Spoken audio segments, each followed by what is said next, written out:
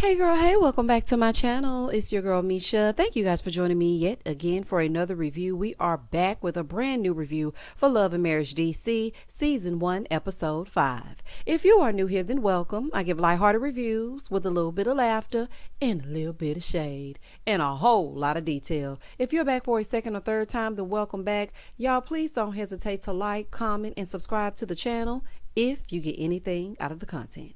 Now, child, let's get into this DC review if we're going to get into it. When the episode first opens up, Chris is still talking to one producer about the issue he's having with Monique. He's talking to one, she's talking to the other. Child, y'all talking to everybody but a therapist. Monique wants more in-depth conversation, and she feels like Chris is only giving surface level. And I can understand that frustration. It's like you want to get into the meat and potatoes of your relationship and what's happening, and basically your spouse is over there like, yeah, so what's the weather? How about them Braves? No, I want to talk to you about something that I feel matters. So after they talk to both of them, Chris comes back into the room. And baby, let me tell y'all what got me. When Monique was sitting up on that floor, and she was crying, and Chris scooped her up, I said, baby, I need to get me a big, tall, fine man.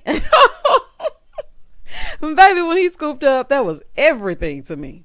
So they're talking, and she tells him that she doesn't want to belittle him. That's not her mission. That's not what she wants to do. She just feels like their relationship is off balance, and she wants to get it back on track. And she was like, look, I wouldn't even be saying anything if I didn't care about you. So he sees that she's upset. He tells her that he wanted the same things. So what he did was he dropped the ball because he felt like, listen, I'm home every night. I provide, I'm hands-on with the kids. And a lot of men think that that's enough. Well, it's not, okay, because that's what you're supposed to be doing. That's like saying, well, I'm a mom. I take care of the kids. You're supposed to take care of the kids. They're your kids. But I want to say this, Monique, you got to make sure that you're pouring into him as much as you're wanting him to pour into you. Because, when the season first started, you was up there saying like Chris wasn't even taking care of the children. Okay. Granted, that is what he's supposed to do, but he's doing it. So you got to give him a little credit, all while trying to fix the issues. You can't just beat him up at all times. I'm just saying. So he said that he sees that they are growing apart, and he wants them to come back together. So now he's in desperation mode and he wants to fix it. So they, have a little bit of a conversation. They hug each other. And that was a great moment, seeing them come back together. Child, that's all she really wanted was a little understanding. Shout out to Escape. Moving forward. I do feel like the two of them will be okay if they continue to openly communicate and listen to each other and get some counseling. In the next scene, Jamie shows up to his daughter Brittany's home to put together a nightstand. And let me just say this. I swear she is the spitting image of Erana. Like, they look like they could be sisters. She looks just like her mom. And with that wig too. Oh, baby, they look just alike. So, child, Jamie is no Bob the Builder. He's trying to put things together. It's not really his strong suit. And Brittany didn't really want his help. She was like, I invited him over to talk to him about the dinner and how he was treating Jason. So she's telling him that he wasn't listening to Jason. He said he doesn't want to be a DJ. So Jamie said, I just feel like somebody need to check him. And she said, and somebody need to check you. So Jamie was basically like, who gonna check me, boo? So Charlie was looking at her crazy. And Brittany said, Jamie needs to accept that they're grown, okay? And they have to make their own decisions. So in the confessional, Jamie did admit that he likes things his way. And after all she was saying to him, he did actually listen to Brittany. He said he knows he needs to loosen up, but he's still their dad and he's still learning. I appreciated that. I really did. Okay. I feel like the daughter kind of softened him up a little bit. Sometimes it takes their soft spot to get him to listen. And I think Brittany is that for him, because Jamie is real rough around the edges. But that daughter, he's like, okay, I'll listen. Moving forward. In the next scene, Monique and Winter go to meet up for lunch to catch up, honey. It's getting messy. A messy brunch. Winter asked about the trip and what went on with Chris. So Monique is like, I was just waiting on him to have an aha moment, and it never happened. He was enjoying Africa. What did you want him to do? Jump off at the safari and be like, oh, I do love you. You know what? Let's have a deep conversation. Like, girl, it was a family vacation, and I ain't gonna say that no more. So Winter was like, well, dang, how long is it going to take him to get it? When is it going to happen? And Monique was like, I don't know, because it's been 10 years. He'll be fine, okay? Y'all going to be fine. So in the confessional, Winter says she feels like Chris is doing his best and Monique is too hard on him. And I totally agree with that. Child, give him a chance to show and prove. It's going to be all right. So then Winter brings up the lunch she had with the ladies, child. And this way it gets to become a fool, okay? And how Ashley said she was bored with the Kevin talk, but she's wondering what DJ Funsize and her were down there at the other end of the table talking about. Not DJ Funsize. Poor Quick. He collateral damage at this point. Now, what did Quick do to you? So Monique said Ashley told her that she used to be a mean girl. So, she's trying to change. So Winter said, yeah, and Erana feels like we have an issue now. Now, wait a minute. Wait one damn minute. Winter, you're lying. What did I miss?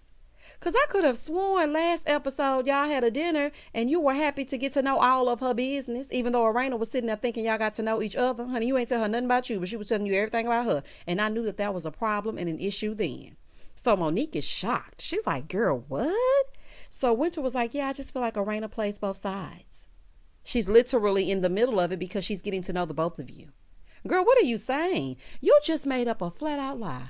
You said Erana feels like the two of you have an issue now. That lady never said that one time when you were out to dinner. Girl. So Winter is like, I just feel like it's something between me and Ashley. And I mean, it's rumors all over about Quick.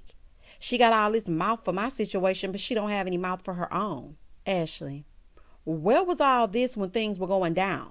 You got a lot of mouth now, but you didn't have none when you and Ashley were face to face. You were tapping the side of that champagne glass, acting like y'all were newfound associates. So, girl, what are you saying? So Monique is like, there's rumors about Quick? Because, girl, I ain't never heard nothing. So Winter goes, yeah, that's because you don't get out the house, so you don't know. Now, you heard rumors about Quick, but you didn't hear no rumor that your man was living in his mama's basement, pre-Panorama. Okay. So Monique is like, well, what, they think you want their man? And she was like, no, he's too short to ride this ride, basically is what she was saying. So then she starts talking about Jamie. She was like, yeah, and he drunk, falling asleep at the stoplight. Didn't I tell y'all last review? See, that's what I'm saying, honey. I knew when Erana was telling Winter her business, she was talking too much. I was like, no, don't tell her all that. There is no reason to tell this lady that you do not know your personal business. Keep that to yourself. So she starts telling Monique what Erana said. And Monique was like, what? That doesn't make any sense. No, it doesn't make any sense. Because why you saying all this now but was smiling in Erana's face? Child, Winter can't be trusted, honey. And that's that on that. In the next scene, Jamie and Erana and their family, they're at Jason's school for the blind. And they're participating in a game of goal ball. You have to wear these blindfolds and you have to use your other senses and you have to be quiet so that they can hear the ball. Let me tell y'all something. First of all, I want to play goal ball. That's number one. Number two, I was in love with this scene and how they're supporting him. Do you hear me? I was in love with this scene. This is that beautiful family dynamic that I love to see. I like a little bit of mess. Don't get me wrong. But to just see them as a black family supporting Jason and him being happy to show off his skills and what he's good at, and they're on his turf and in his territory, baby, that was everything to me. It was really everything to me. It was refreshing. I was like, this is good. So anywho, that's just a side note. So Erana said, playing blindfolded was hard for her, and she realized that's how he lives every day. Yeah, I'm sure it was a sobering moment. So after they played a game together, Jamie pulled Jason to the side to talk to him and tell him why he's so hard on him. So he feels like Jason can be independent and live a normal life. Oh, Jamie kind of won me over a little bit in this scene.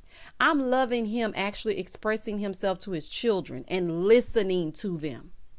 Child, he just want to protect him as long as possible. I get it. But at some point, you're going to have to let him go and see if he can do it. So Erana has finally gotten the acceptance letter from Doors, and she calls the whole family over and lets him know that he got into the program. I'm so happy for him. He said, yeah, I love my family, but I'm very excited to have friends and find a girl. Oh, I know that's right, honey. And I hope you find the most beautiful girl, and I do mean on the inside and the outside, that you can find. Moving forward. In the next scene, Ashley is having an event for her Fun Time Mom podcast. And it's a day party. It's in a selfie museum, and the ladies arrive to the selfie place, right? Everyone is taking selfies, having fun. So Ashley grabs the mic and gives a speech about her podcast and being proud of what they've accomplished and the type of person that she is now versus how she was back then. So they go over to the good vibes only room. Okay, mind you, it's supposed to be good vibes only. Erana, Ashley, and Monique. So Monique is telling them about what Winter said. And she was like, yeah, Winter said y'all ambushed her, girl. I was confused. And they're both like, say what now? Ashley said, no, she started it, not me. So then she told Erana that Winter said that she was straddling the fence, and Erana is taken aback because she's like, what? I thought we were doing good. I thought we were getting to know each other. Child, Winter was putting 20 on 10. Monique said, yeah, I got the impression that you were coming at her, you and Ashley. Ashley is like, she literally made up a scenario to be the victim. Like, this never happened. Erana said, I did say, are you sure you aren't a scammer? Like, I did say that. So Monique said, yeah, well, Winter said she told you that she knows all about Quick. And we've all heard rumors about him. And she said it to you, and there was no response. So Ashley is sitting there with her mouth wide open like, girl, what are you talking about? See, this is what happens during a game of telephone. Winter did say that, but she didn't say it in the way that you're relaying the message. Okay, she was just trying to big up herself and acting like she was speaking her speech at that lunch, and she wasn't saying nothing. Okay, wasn't saying nothing at all. So Ashley feels like Winter just doesn't like her and her husband, and she's mad because of the comments that Ashley made when they were at the vegan dinner at Monique's house.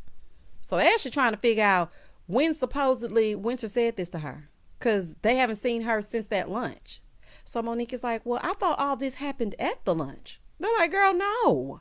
If this would have happened at that lunch, we would have addressed it. So then Winter walks up, honey. She don't realize she walking into the lion's den. So she was like in her confessional, I knew I was about to walk into some mess because Ashley was in her linebacker stance and Erana was propped up. Winter, you're giving extra, extra. They were literally just sitting there.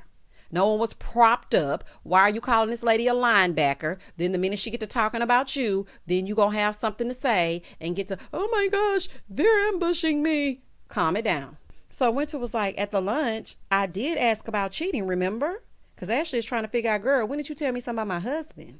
Ashley said, no, you told Monique that you said you heard about Quick. So Winter was like, we were talking as friends, and I did say that I've heard things. So Ashley said, oh, okay, well, just because you heard them, does it make it true? And Winter's like, I didn't say it was true. I'm just saying that I heard it. Girl, the way you were talking at that table with Monique, you made it appear that you thought it was true. So Monique said, well, girl, I was just saying to them because you were saying it to me as though they ambushed you. So Winter is doubling down on being ambushed and whatnot. And Ashley is like, girl, you're lying. And the truth ain't in it. Now, she ain't saying ain't in it, but y'all know I like to zhuzh it up. So they're arguing back and forth and forth and back. And Erana is screaming at this point because she's trying to get the girls to calm down. I'm like, Erana, what is this squawk? She was like, stop her. I'm like, oh, child. Erana trying to get in between them, honey. Like she breaking up a fight at home between the kids. Child, this is a fool. So Ashley is like, you're a liar. Okay, I apologize to you for that. I mean, she did apologize. And at the end, y'all did a toast. And I remember saying, I love the way that you handled it. So here you go, getting in front of Monique. And now all of a sudden, the tables have turned. Girl gone. So Winter is like, I just feel like you play both sides, Erana.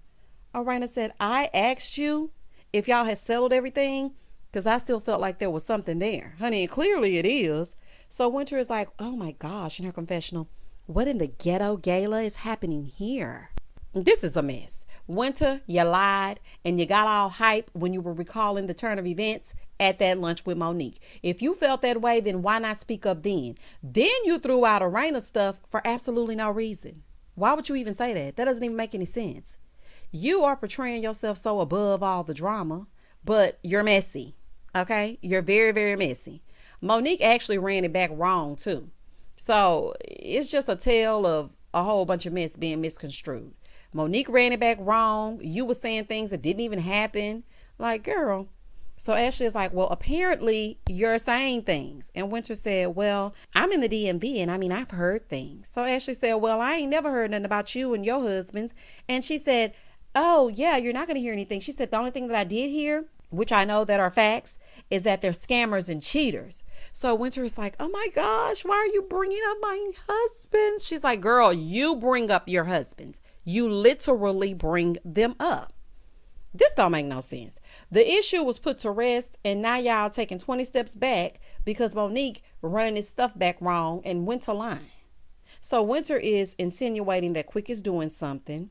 Winter, why are you bringing up this woman's husband?